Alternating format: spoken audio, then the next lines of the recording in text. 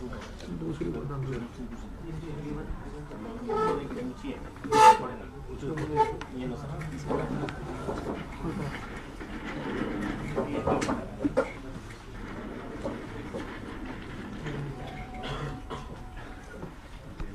साथियों को मेरा नमस्कार।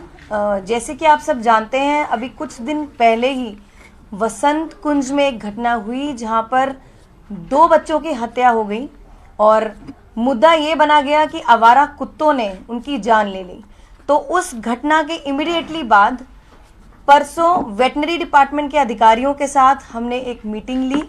साथ ही आज भी हमने जो भी एनजीओज हैं जो नगर निगम के साथ एसोसिएट हैं, एक पॉलिसी है, एक नगर निगम की स्कीम है ABC scheme, ABC policy, animal birth control policy.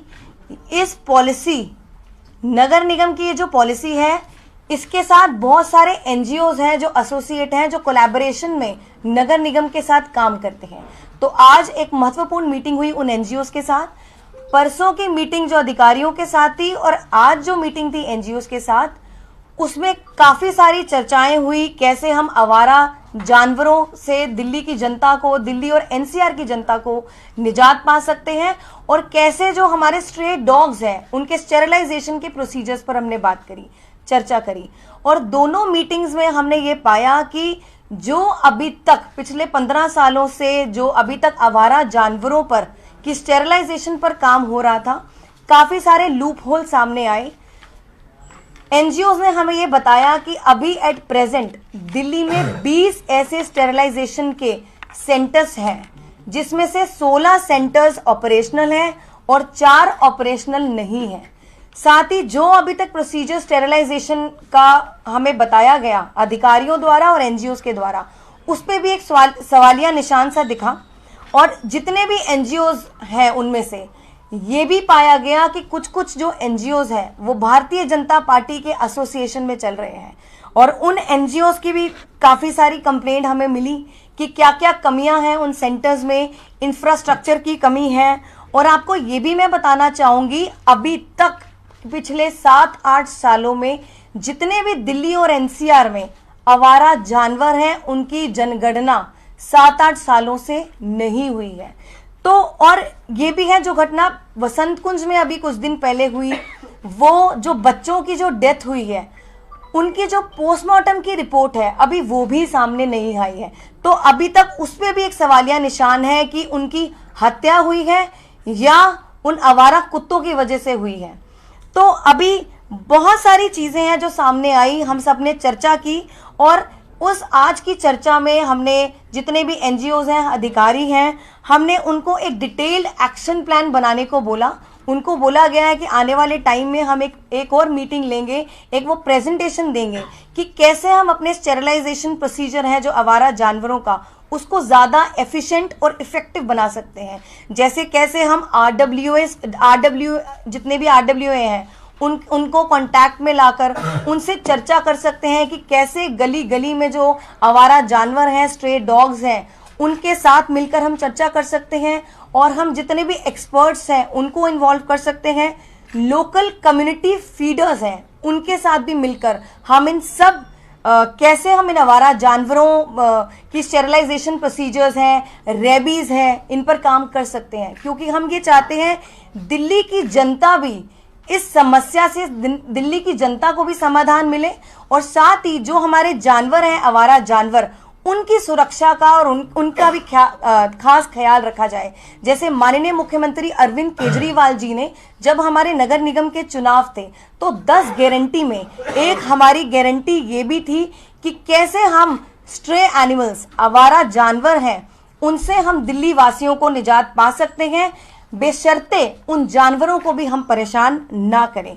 तो हमने इस चर्चा में ये पाया कि बहुत सारी देश में और सिटीज हैं जहां पे इसी पॉलिसी के अंतर्गत उनके जो स्टेरिलाइजेशन प्रोसीजर है, कैसे उसको इफेक्टिव मैनर से उन लोगों ने अपने अपने शहरों में इम्प्लीमेंटेशन किया हुआ है। और अगर दुनिया में भी अगर ऐसी कोई स्कीम है जिससे स्ट्रे एनिमल्स के ऊपर स्टेरिलाइजेशन प्रोसीजर कैसे इफेक्टिव किया गया है और कैसे हम उनकी पॉपुलेशन को भी कंट्रोल कर सकते हैं, तो बेस्ट से बेस्ट प्रैक्टिसेस हम आने वाले टाइम में इनको इम्प्लीमेंटेशन करने वाले हैं। और साथ ही हम दिल्ली वासियों से ये वादा करते हैं, माननीय मुख्यमंत्री जी ने जो वादा किया हुआ है कि हम स्ट्रे एनिमल से दिल्ली वासियों को भी सुरक्षा देंगे, साथ ही जानवरों की भी सुरक्षा का ध्यान रखेंगे और उनका भी ध्यान रखेंगे जो भी लोकल कम्युनिटी, लोकल फीडर्स हैं, जो एनिमल लवर्स हैं, उनका भी खास ध्यान रखा जाएगा। बहुत बहुत धन्यवाद। आपको बताया कि पोस्टमार्टम रिपोर्ट अभी तक नहीं आई है, तो क्या कोई पुलिस से बातचीत हुई है, क्योंकि तभी पता चल पाएगा कि बच्चों की मौत कैसे हुई।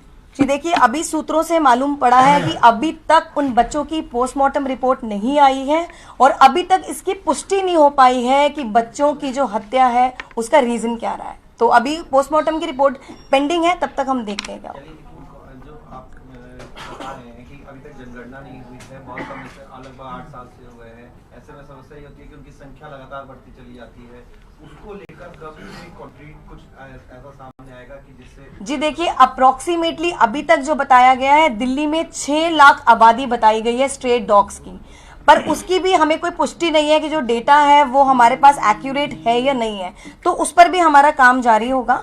और साथ ही मेन, जैसे आपने बोला पॉपुलेशन कंट्रोल, तो वही स्टेरिलाइजेशन प्रोसीजर है।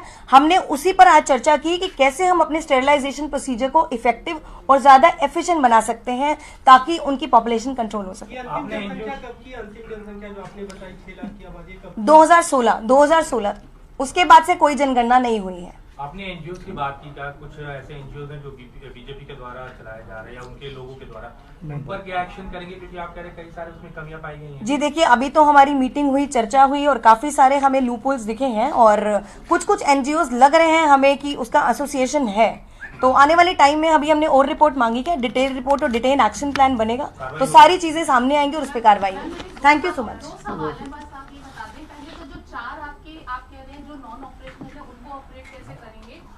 आप कह रहे हैं कि पोस्टमार्टम में yet to be verified that the reason was the dog bite. Ji. So in the given circumstances, how can we connect the press conference with that incident when it is yet to be proven?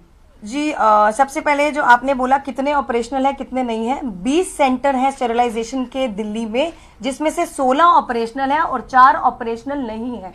तो इस पर भी हम अभी जाकर एक बार visit करेंगे शायद इन सेंटर्स पे जाके कि क्या दिक्कत है, ये 4 नॉन ऑपरेशनल क्यों है। मैम एक सवाल, जैसे आपने